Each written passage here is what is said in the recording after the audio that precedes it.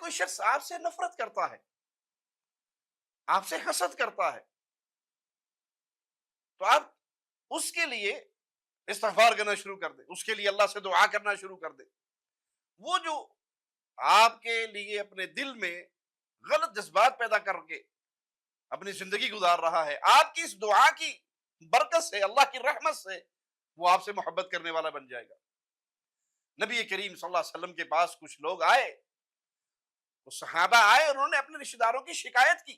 کہ وہ ہمارے ساتھ اچھا سلوک نہیں کرتے، بغض اور حسد والا معاملہ ہے۔ تو رسول اللہ صلی اللہ علیہ وسلم نے فرمایا ان کے لیے ان کی غیر موجودگی میں استغفار کیا کرو، اس سے ان کے دل میں جو بغض ہے اللہ اس کو بدل کے تمہاری محبت پیدا کر دے گا۔ اور یہی معنی ایک اور حدیث میں ملتا ہے کہ رسول اللہ صلی اللہ علیہ وسلم نے فرمایا بہترین حاکم وہ ہے جو اپنی رعایا سے محبت کرے اور اس کی رعایا اس سے محبت کرے اور یہ ایک دوسرے کے لیے دعائیں کرے۔ تو ایک دوسرے کے لیے دل میں کچھ ہو، کوئی خلل، کوئی نقص، کوئی حسد، کوئی بغض، کوئی کڑواہٹ، کوئی کجروی، تو اس کو دور کرنے کے لیے اپنے اس بہن بھائی، اپنے اس عزیز، اپنے اس رشتہ دار، اپنے اس پڑوسی کے لیے مغفرت کی دعا کریں، ہدایت کی دعا کریں۔ آپ کی ان دعاؤں سے اللہ اس کے دل کو پھیر دے گا اور وہ جو آپ کے لیے اذیت کا سبب بنا ہے رحمت کا سبب بن جائے گا۔